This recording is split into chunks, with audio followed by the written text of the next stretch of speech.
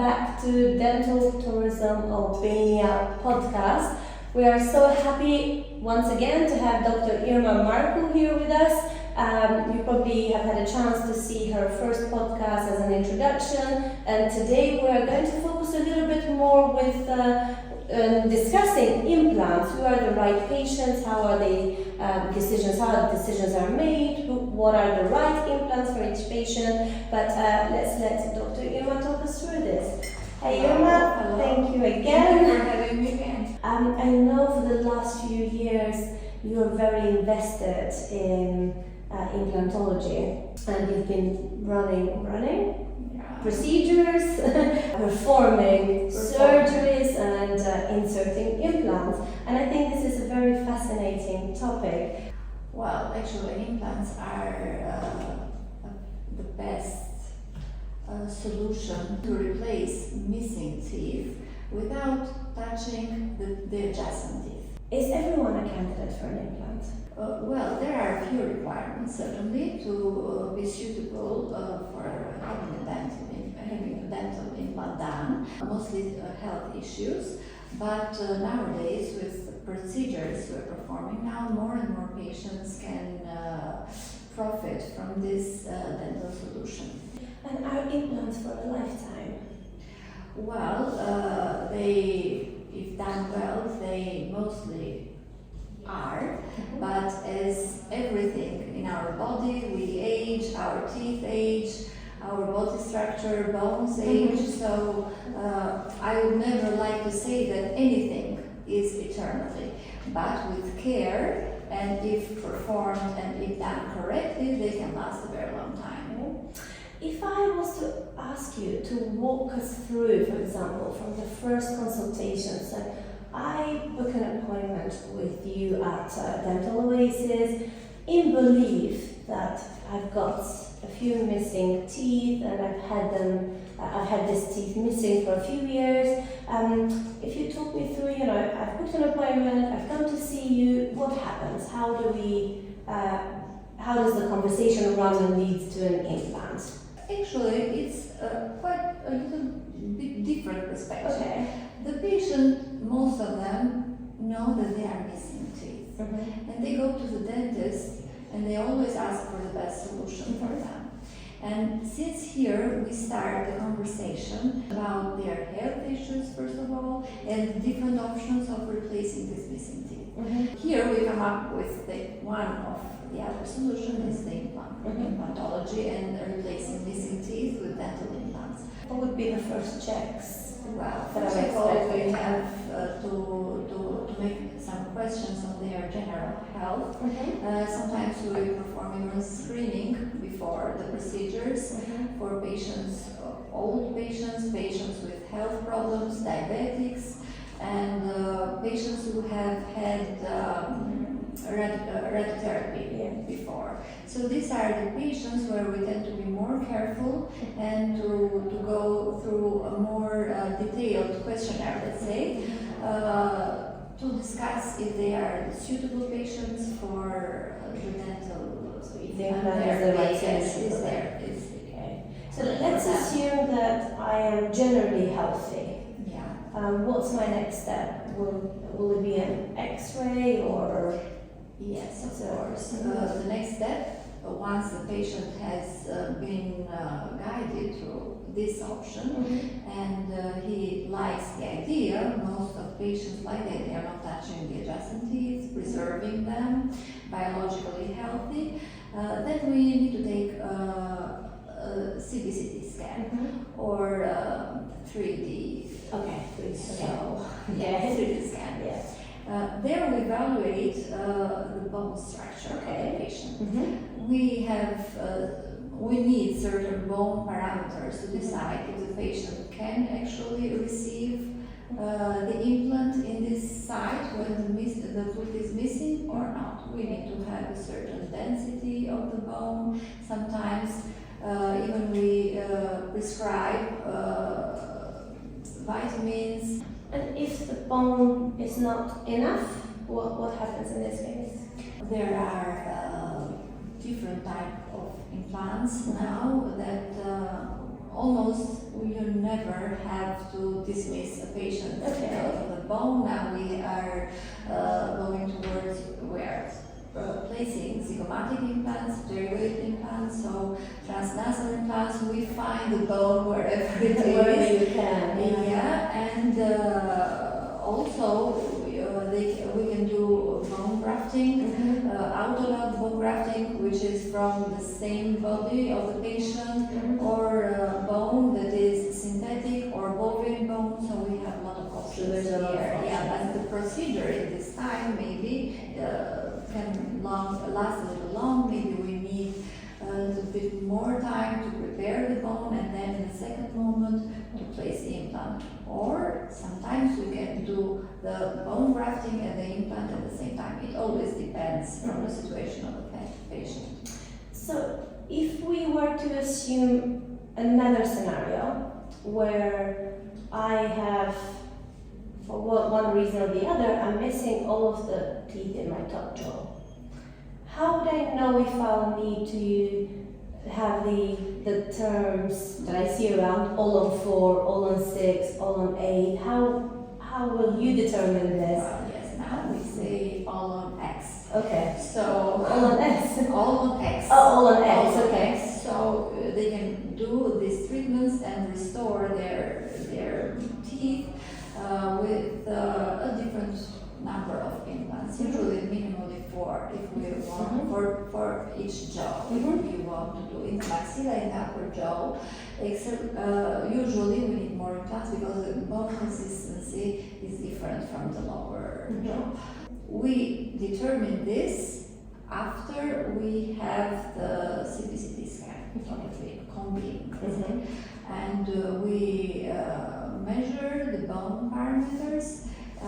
We decide you can do up to 8 implants in the upper jaw and as well in the lower jaw, but we usually tend to go with the minimal number of implants which is necessary for a specific situation. And then we present the different alternatives to the patient, because with implants sometimes or often, let's say it's even an economic matter, they need to do to make decision also depending on the cost of the treatment. So it's a discussion back and forth with the patients for what's best for them, what's the best option, what they want to do, and we find a solution in between. Can the patient decide which implant is best for them, or will this kind of be determined by the medical team based on the bone? Well, actually, all certified implants, we only use certified implants, are very good implants. They have been around for quite a long time. They have, there is quite a lot of literature which is supporting them, and they have been used in mostly all over the world, in US, Switzerland, Europe. It is very rare that patients ask for a specific brand of implants. There are a few which they require, but for me and for us, what we suggest our patients, most importantly, is to be a good candidate, to accept, to have the bone parameters and the health parameters to be a candidate for receiving the implants, and then there is a discussion for the brand of the implant. Continuing back from my initial question about now that we've decided I'm a candidate, which type of implant, we kind of try to touch through different scenarios about what would be suitable. What's next? Now we've made this decision, what's next? How long does the surgery take, or, you know? Oh, yes, of course. Well, next, the procedure day comes. Yes. So the patient has to be prepared for a procedure day, depending on their specific situation, how many implants are they going to place. We can give them an approximate time, how much it's going to last, and what are they going to feel, how to prepare. We usually explain patients that they need to take antibiotics for 1 week, 1 day prior to the implant placement, and continuing up to 1 week. Depending on the case, we have other medications that we prescribe to them, but it's always specific, and it is everything for the procedure to go smoothly, for the body to be prepared and to heal in the best way possible and in the short term. How long does an implant surgery take? If we're talking about one implant, or how long will it take to do one job? One implant, it can be very quick, even 20 minutes sometimes. Oh, wow, okay. And most of the time, if the patients have adequate bone structure, they don't even feel pain. We are very careful to do the procedure in very biological oriented way. Most of the time they don't have swelling or pain afterwards. A lot of patients don't even take a painkiller after. We are talking about cases when we have to place 1 or 2 or 3, but in different places. So then the situation is a little bit more different. Let's say it's different when we have to do a full mouth rehabilitation. So we have to place a lot of implants, and the procedure can last a little bit longer. But the patients feels nothing during the whole procedure. Afterwards, are they fully asleep, or is it local anesthetic? Usually it is local anesthetic. They are fully awake, but they can feel nothing. Yeah. And afterwards, they are prescribed with painkillers, and we give them all the advice, which makes possible for all the procedure to run smoothly and them to have the best recovery possible. So if we're talking about a full mouth restoration or rehabilitation, as you mentioned, how long does this procedure take? Normally, is it a few hours? A few hours, I would say, depending on the case, but I would say 2 hours are necessary. I think also if we're talking about both jobs. And does the patient get to take breaks in between? Or? Sometimes they do, depending on the patient.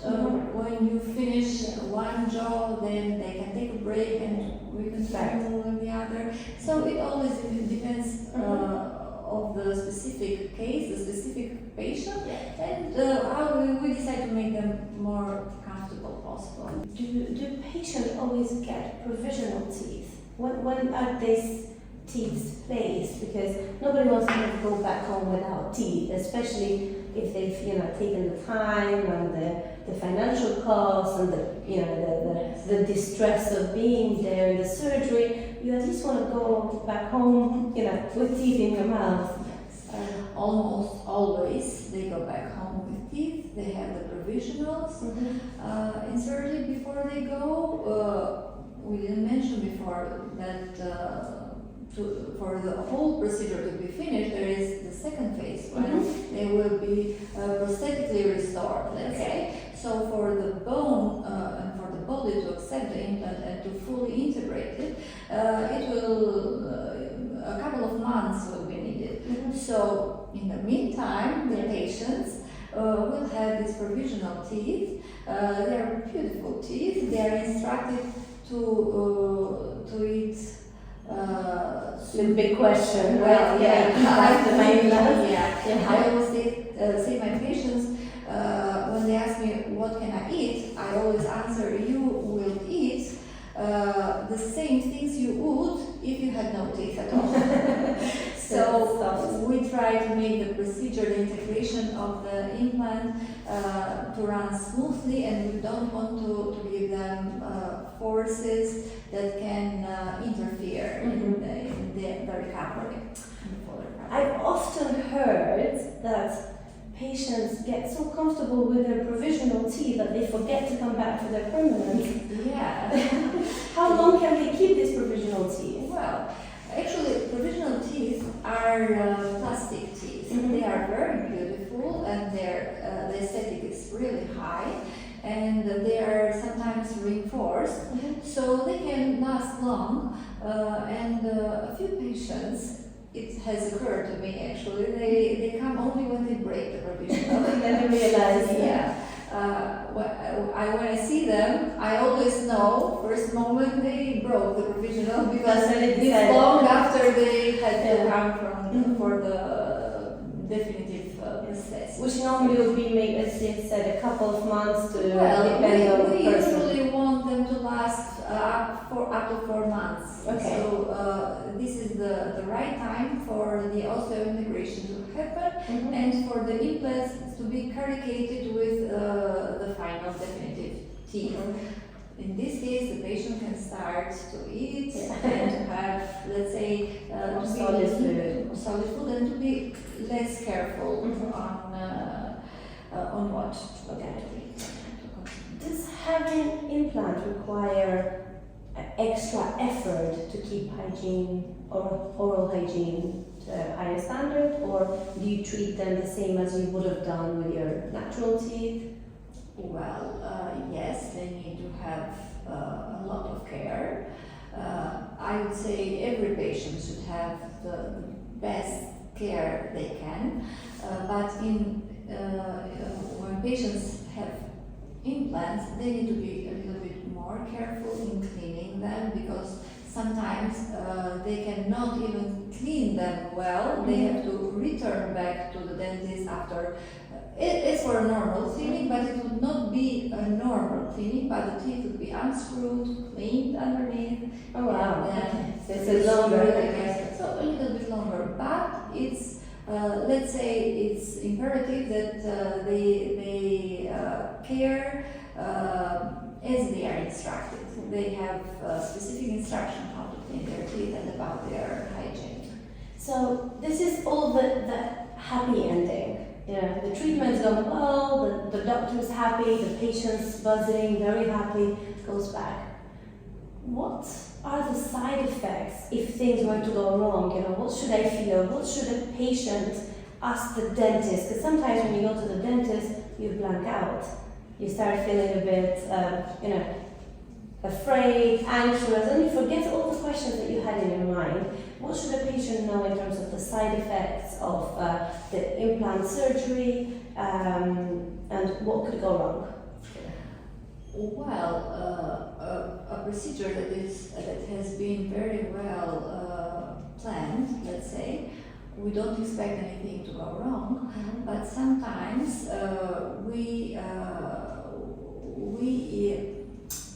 patients who are, let's say, who have other health issues or are health prone to compromised, let's say, their health is compromised, they need the worst thing that can happen, the worst scenario is that the implant does not integrate, is not integrated as it should. In this case, you just have to replace the implant and everything goes smoothly, or sometimes we need to do a bone grafting, but these are very rare situations, so this is not actually a side effect, it's something that depends on the General condition of the immunity, It depends on the patient's immunity. Dr. Irma, it seems like a lengthy process. Well, you mentioned that it only a full mouth implant surgery can take only maybe 2 to 3 hours, but you have to wait to heal it and then to return. Is it worth it for international patients to come and get their implants in Albania? Absolutely, it's worth it. They receive here the same procedure they would receive in their countries, in their own countries. But in Albania, this procedure is much more affordable because, as we talked a little before, this procedure have a certain cost, and the patients, one of the criteria that the patients need to decide is their financial issues, if they can afford the procedure or not. Abroad, these procedures are very expensive. They can save up to 70% coming in Albania, so they already know this. That's why they receive the best treatment. Everything is the same, but there are a lot of other factors for which the procedure costs less in Albania, less than in their own countries, native countries. And at the same time, they can make a holiday, a weekend away, and enjoy. Thank you so much, Dr. Irma, for being again with us here today and going through what a patient's journey would look like when deciding if they're the right candidate for receiving an implant. I know from what we've discussed before, we kind of touched on it in a very high level because the process will be a bit more rigid and longer in this process, but in perspective, it's not difficult. It's just an opportunity for the patient to be honest with the doctor, to share everything that they, if they're taking any medicine, if they've got any health conditions, and if they're worried about anything. So it's best for the patient to also be upfront with the dentist, so a better decision can be made into their suitability, I guess. Thank you to our lovely audience for once again spending your time and learning from our specialist doctors in Albania. If you've got any questions, feel free to drop them in the comments or message us directly at Syrian I'll tell you where. See you soon. Bye-bye. Thank you everyone for joining us on today's podcast. Stay tuned for more and don't forget to follow us on our socials.